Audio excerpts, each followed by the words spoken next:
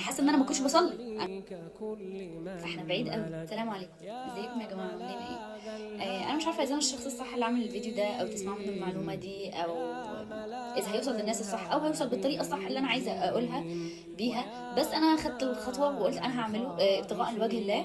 يمكن المعلومات دي تفيد اي حد او تساعد حد في انه يحسن صلاته.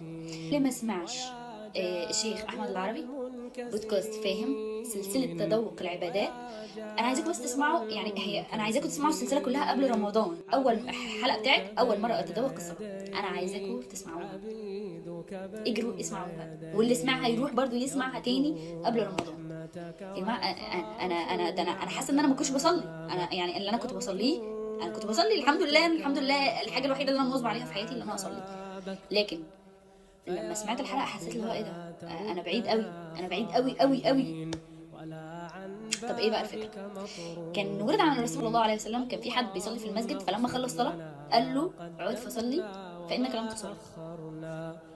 طيب اشمعنى ده؟ لان الصلاه مش مجرد اركان احنا بنعملها وخلاص. انا كنت فاكره كده، يعني انا كنت بقول انه صلوا كما رايتموني اصلي، ان ده احنا بنتبع نفس اركان الصلاه اللي الرسول وصفها لنا ووردت عنه في الاحاديث وفي السنه، ان ايه هي هيئه الصلاه وايه هي اركانها، ومثلا بنقول ايه في الركوع، بنقول ايه في السجود. لكن الموضوع مختلف تماما، هو الموضوع مش على قد كده.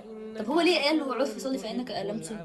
لان هو ما كانش خاشع في الصلاه. فالخشوع والطمأنينة اتضح ان هي على يعني اجماع العلماء ان ده ركن مهم واساسي من اركان الصلاة. فاحنا بعيد قوي عن الرسول صلى الله عليه وسلم. كان اذا حزنه امرا، في رواية اخرى اذا حزمه امرا فزع الى الصلاة. فزع الى الصلاة، ان الصلاة دي هي اللي بيحس بيها بالطمأنينة والهدوء والخشوع، لان هي دي الصلة الوحيدة اللي ما بيننا وما بين ربنا. انت مش بتدخل الصلاة علشان انت بتعمل شوية حركات بتصليها وتخلص وكلام بتقوله. احنا بنبقى بنصلي في الركعة التانية احنا مش فاكرين احنا قرأنا ايه في الركعة الاولى. انا لو سألتك انت نفسك بتتفرج دلوقتي، سألتك انت اخر صلاة صليتها اللي هي غالبا صلاة العشاء، يعني في الوقت اللي انا بعمل لكم فيه الفيديو ده، سألتك صلاة العشاء وانت بتصلي قرأت سورة قصيرة ايه بعد الفاتحة؟ مش هتفتكر، لان احنا حافظين.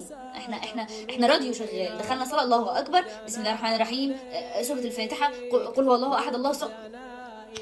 ومش بعيد يبقى قل هو الله احد وقل اعوذ برب الفلق، قل اعوذ برب الناس. دي اقصر الصور اللي هي اصلا بتتعاد في كل الصلوات. طب فين الخشوع؟ فين الخشوع في الصلاة؟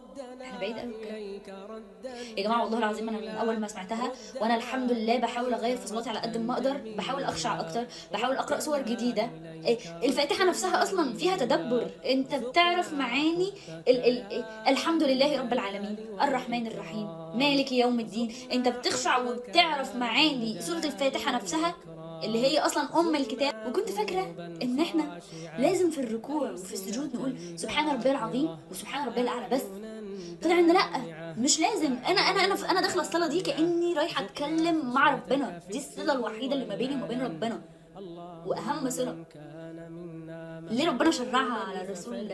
طلعه فوق في السماء عند سدره المنتهى مخصوص عشان بس فرض الصلاه، مع ان كل العبادات التانيه اتفرضت عادي. اشمعنى الصلاه؟ لان دي كان منها ان ده الصله اللي بتوصلك للسماء، اللي بتوصلك لربنا. دي الصله الوحيده اللي ما بينك وبين ربنا، ما ينفعش تقطعها. من اقامها اقام الدين، من هدمها هدم الدين. واتضح يا جماعه إن مش بس بنقول كده، لا احنا بنقول ما سبحان ربي العظيم. ممكن نقول فيه ذكر سبحان الله وبحمده، سبحان الله عدد ما خلق وملء ما خلق، سبحان الله ملء السماوات والارض. وكذلك في السجود. السجود دي اقرب نقطه ربنا بيكون سمعك فيها وانت ساجد ليه وبتتذلل له تدعي فيها يا رب اغفر لي، يا رب ارحمني. طب لما بنقف بنقول سمع الله لمن حمده، نقول اللهم لك الحمد حمدا طيبا كثيرا مباركا فيه، اللهم لك الحمد كما ينبغي لجلال وجهك وعظيم اكرامك. ممكن تجيب اذكار معينه في سلاسل، في السلاسل ناس علماء كتير عملوها وشيوخ كتير عملوها في الحوار ده، انه ايه الاذكار اللي ممكن تقولها في الصلاه. هي مش على قد بس اللي احنا بنقوله ده يا جماعه. والله العظيم الموضوع مختلف تماما. هي الحلقه ساعتين بس عشان خاطري اسمعوها قبل ما